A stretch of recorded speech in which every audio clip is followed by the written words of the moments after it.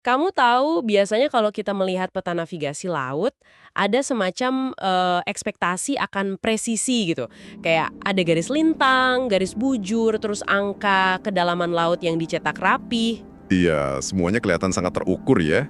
Bener banget, rasanya tuh aman aja melihat hamparan biru di atas kertas dan mikir, oh kita tahu persis apa yang ada di bawah sana. Sangat menenangkan sih memang. Kita sebagai manusia modern kayak punya semacam obsesi untuk mengkategorikan semuanya. Harus ada labelnya gitu kan? Nah iya, terutama untuk hal-hal yang sebenarnya jauh di luar kendali kita.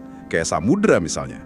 Tapi kemudian, coba deh kamu tutup peta itu dan benar-benar menceburkan diri ke perairan Kepulauan Wakatobi. Tiba-tiba, semua instrumen navigasi yang presisi itu terasa, iya, hampa. Karena kamu nggak lagi berhadapan sama angka. Tepat, kamu berhadapan dengan lanskap lautan yang syarat akan hal-hal yang sama sekali nggak bisa ditangkap oleh radar manapun, ada denyut kehidupan, ada mitos, dan pastinya ada hukum alam yang nggak tertulis di buku teks sains. Itulah titik di mana nalar rasional kita, nalar manusia, berbenturan langsung dengan misteri semesta. Misteri yang usianya jauh lebih tua dari peradaban kita sendiri. Dan benturan itulah yang bakal jadi fokus penelusuran mendalam kita kali ini. Kita punya tumpukan sumber yang luar biasa. Ada jurnal akademik yang membahas ekokritik, lalu ada kajian antropologi sastra dari Clifford Geertz, sampai psikologi kepribadian Erich Fromm. Plus ulasan sastra dari novelnya tentunya. Betul. Dan misi kita di eksplorasi ini adalah untuk merasakan ketegangan petualangannya sambil membedah lapisan makna tersembunyi dari kearifan lokal. Yang mana ternyata sangat relevan dengan kehidupan kita sekarang ya. Banget. Nah, coba aku tanya ke kamu yang lagi dengerin. Pernah nggak sih kamu dengar mitos lokal atau pantangan adat yang sekilas tuh kedengerannya, nggak masuk akal banget? Sering dibilang tahayul kolot biasanya. Iya kan? Tapi, ternyata puluhan tahun kemudian, sains justru membuktikan kalau mitos itu adalah sebuah strategi ekologis yang super jenius. Nah, eksplorasi kita hari ini akan benar-benar mengubah cara pandangmu soal apa yang selama ini kita sebut sebagai mitos. Jadi, mari kita buka lembaran pertama dari petualangan ini. Kita tinggalkan hiruk-pikuk daratan dan masuk ke dunianya suku Bajo. Oke, ini berpusat pada novel yang terasa kayak dongeng modern ya. Judulnya Mata dan Manusia Laut, karya Oki Madasari. Tokoh utamanya itu Matara, anak perempuan umur 12 tahun dari Jawa. Dan dia ini bisa dibilang representasi paling murni dari manusia modern. Matara itu sangat logis, sangat rasional. Cara pandangnya dibentuk murni dari, pelajaran IPA di sekolah ya. Betul. Apa yang nggak bisa dijelaskan secara sains, bagi Matara itu yang nggak nakta. Titik. Ini titik awal yang menarik banget. Karena kemudian ibunya Matara, ibunya ini seorang penulis ya, membawa dia pergi jauh ke Kepulauan Wakatobi, tepatnya ke Kampung Sama di Kaledupa. Dan mereka ke sana bukan buat sekedar liburan loh. Oh jelas bukan. Ibunya ini terpicu sama sebuah artikel sains internasional. Kalau di sumber kita itu disebut sempat masuk jurnal Cell dan diliput sama New York Times. Iya, penelitian genetik suku Bajo. Ini gila sih. Artikel itu bilang kalau orang-orang laut ini udah berevolusi secara fisik. Limpa mereka itu 50% lebih besar dari manusia biasa. Iya, dan secara biologis, limpa yang membesar itu bukan cuma anomali bentuk biasa. Terus apa dong fungsinya? Limpa itu kan tempat menyimpan sel darah merah beroksigen. Jadi kalau ukurannya lebih besar, organ itu secara efektif bertindak kayak tabung oksigen biologis internal. Oh wow, tunggu dulu. Berarti mereka menyelam lama tuh bukan cuma gara-gara sering latihan dari kecil. Nggak cuma itu. Tubuh mereka benar-benar sudah merekayasa DNA-nya sendiri gara-gara desakan alam selama berabad-abad. Gila, adaptasi genetis ya berarti? Persis. Dan adaptasi itu yang bikin mereka bisa menyelam bebas sampai 13 menit di kedalaman 200 kaki tanpa alat apapun. Itu, ini bikin analogiku kerasa nggak berlebihan lagi. Kayak kita tuh lagi mencari Aquaman di dunia nyata, tapi menemukannya dalam wujud bocah di desa panggung pesisir. Dan buat mereka, laut itu ya halaman bermainnya. Benar, di desa inilah Matara ketemu sama Bambulo, bocah asli suku Bajo yang sering dijuluki manusia ikan. Karena Bambulo udah menyelam ke dasar laut sejak balita. Nah, coba kita bayangkan detail kampungnya. Rumah-rumah panggung di atas laut, terus anak-anak yang baru lahir, itu hitungan jam langsung dimandikan di laut. ritual itu penting banget loh. Tali pusar mereka aja dibuang atau diikatkan ke terumbu karang. Iya, karena mereka percaya tali pusar itu bakal jadi saudara kembar spiritual mereka di laut. Betul, implikasi psikologisnya luar biasa. Seorang anak Bajo dari kecil ditanamkan pemahaman kalau laut itu bukan tempat asing, tapi rumah kembarannya. Nah, pertanyaanku gini, gimana benturan awal antara Matara yang pikirannya berbasis sains sekolah sama Bambulo yang hidupnya murni didorong hukum laut? Jelas penuh konflik. Di mata Matara, semua ini terdengar kayak, omong kosong fiktif aja. Manusia itu makhluk darat, udah gitu aja. Dan keraguan anak kota ini pasti menyinggung Bambulo dong. Banget.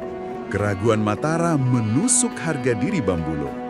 Dia kan manusia ikan, kebanggaan kampungnya. Egonya lah yang meledak. Dia merasa harus membuktikan diri. Iya, Bambulo merasa punya kewajiban absolut untuk membuktikan ke Matara kalau dunia lautan yang magis itu beneran ada. Dan ini memicu pelanggaran fatal ya. Bambulo nekat ngajak Matara naik sampan ke atol. Atol itu gugusan karang tempat cari ikan. Iya, tapi dia ngajaknya malam-malam. Dan parahnya, malam itu adalah malam bulan purnama. Ini masalah besar.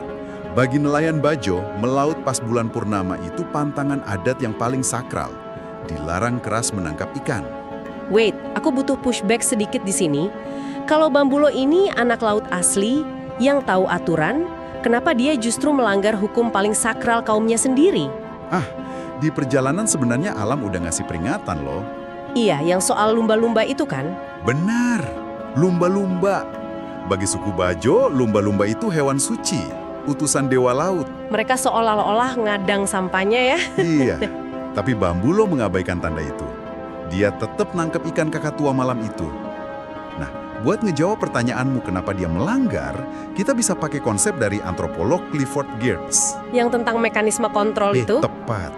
Geertz bilang, kalau aturan, mitos, dan instruksi kultural itu bertindak sebagai pengawas tingkah laku sosial manusia. Oke, jadi larangan purnama itu semacam alarm pembatasnya ya? Benar. Tapi ketika ego dan kebutuhan akan validasi, dalam hal ini Bambulo ingin membuktikan eksistensi manusia laut ke manusia darat, itu menjadi terlalu kuat, mekanisme kontrolnya bisa hancur. Wah, dan karena dia mendobrak mekanisme itu, keseimbangan alam langsung bereaksi ya? Gravitasi bulan kan memicu ombak raksasa, lautnya murka. Hukuman dari alam nggak main-main. Pelanggaran ini nggak cuma bikin bencana di pesisir, tapi nyeret mereka berdua ke dimensi laut yang lebih mistis. Mereka terseret ke Masa Lembo. Masa Lembo. Buat kamu yang mungkin belum tahu, Masa Lembo ini reputasinya kelam banget. Sering disebut segitiga Bermudanya Indonesia. Dalam kepercayaan lokal di novel ini, itu semacam wilayah perairan mistis. Tempat jiwa-jiwa korban kapal karam bersemayam di bawah naungan dewa laut. Disinilah ketegangan memuncak. Matara tiba-tiba ditangkap dan dililit sama seekor gurita raksasa. Nah, di titik ini Matara hampir kehabisan nafas. Ini gila sih, terasa kayak adegan boss fight di video game fantasi epic, tapi taruhannya nyawa sungguhan. Matara ngalamin dilema eksistensial antara hidup dan mati kan? Banget. Dan kalau kita bedah pakai teori psikologi kepribadian dari Erich Fromm, momen ini sangat menarik. Gimana tuh menurut Fromm? Gimana cara Matara menghadapi ancaman kehancuran absolut kayak gitu? Fromm ngomongin soal mekanisme pelarian dari perasaan tak berdaya. Ketika manusia dihadapkan pada ancaman yang jauh lebih besar, insting bertahannya bisa memunculkan apa yang disebut mekanisme perusakan atau destruktif. Maksudnya, rasa takutnya berubah jadi dorongan buat menghancurkan? Iya. Energi keputusasaannya membuat dia meronta secara membabi buta. Dan pemberontakan inilah yang ngasih celah buat Bambulo menyelamatkan dia. Bambulo menombak gurita itu kan, sampai darah memerah di lautan Masa Lembo. Tapi tragedi tumpahnya darah ini malah membangunkan Roro. Aduh Roro, makhluk mitologi yang wujudnya ular raksasa peliharaan dewa laut ya. Yang saking besarnya, tidurnya itu melingkari seperempat bumi. Nggak kebayang gedenya. Dan mereka hampir binasa kalau aja nggak diselamatin sama roh penduduk Masa Lembo. Benar, ada Mamalia, Sam, Aldio si penyelam, dan sang kapten kapal. Mereka yang akhirnya nenangin Roro dan bawa anak-anak ini kembali ke permukaan. Setelah petualangan yang luar biasa tegang ini berakhir dengan keselamatan mereka dan tentunya pertaubatan Bambulo, kita harus masuk ke inti bahasanya. Iya, Apa sebenarnya makna dari semua simbol dan monster ini buat kita di dunia nyata? Karena penulisnya pasti nyelipin pesan sponsor yang kuat. Pasti. Mari kita urai benang merah antara sains dan mitosnya, kita mulai dari budaya suku Bajo dan ekologinya. Soal larangan purnama tadi, Betul, pantangan menangkap ikan saat purnama itu ternyata adalah sains ekologis tingkat tinggi. hah? Serius? Ada penjelasan biologisnya? Ada. Secara biologis, saat bulan purnama, sebagian besar ikan karang itu sedang dalam masa bertelur secara massal. Oh wow, jadi mitos Dewa Laut Marah itu Itu sebenarnya perisai konservasi. Sebuah ekoteologi agar populasi ikan tidak punah gara-gara ditangkap pas lagi berkembang biak. astaga, berarti mitos lokal ini pada dasarnya adalah hukum konservasi alam yang menyamar dong. Persis. Sama kayak larangan penggunaan bom ikan. Kenapa bom ikan dilarang keras secara adat? Karena terumbu karang itu tempat bersemayam tali pusar mereka, saudara kembar mereka. Iya, ngebom karang sama dengan membunuh saudara sendiri. Hukuman moralnya jauh lebih efektif daripada sekedar aturan hukum modern. Gila, ini ironi besar yang tajam banget sih. Berarti kita sebagai manusia modern yang sering merasa paling rasional, justru adalah pihak yang paling nggak tahu apa-apa pas kita meremehkan mitos-mitos ini. Dan novel ini juga ngasih kritik sosial yang nggak kalah pedas. Pas mereka terseret di laut, mereka ngelihat banyak banget sampah plastik.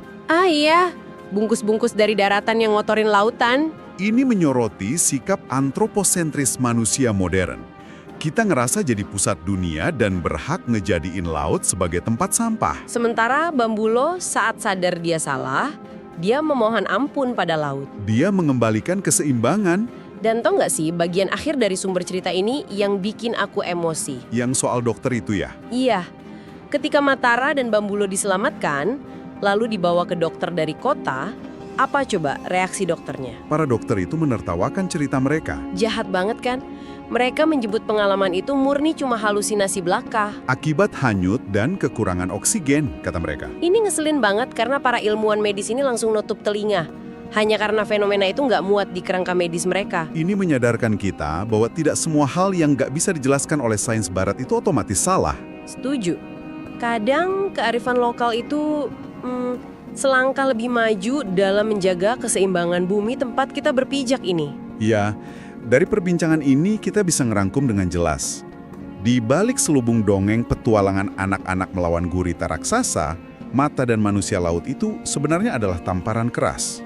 Tamparan buat cara manusia modern memperlakukan alam dan merendahkan budaya lokal ya. Betul, kita terlalu sombong dengan ukuran rasionalitas kita sendiri. Nah, dari sikap para dokter di akhir cerita tadi, ini memunculkan satu pertanyaan yang cukup mengerikan buat kamu renungkan secara mandiri. Pertanyaan apa tuh? Gini, kalau kacamata sains modern kita justru membuat kita buta terhadap kearifan mendalam dari budaya lokal, kira-kira mitos-mitos kuno apa lagi di luar sana yang diam-diam sebenarnya merupakan buku panduan bertahan hidup bagi umat manusia yang saat ini sedang kita abaikan dengan sombongnya? Itu bahan renungan yang sangat mendalam sih.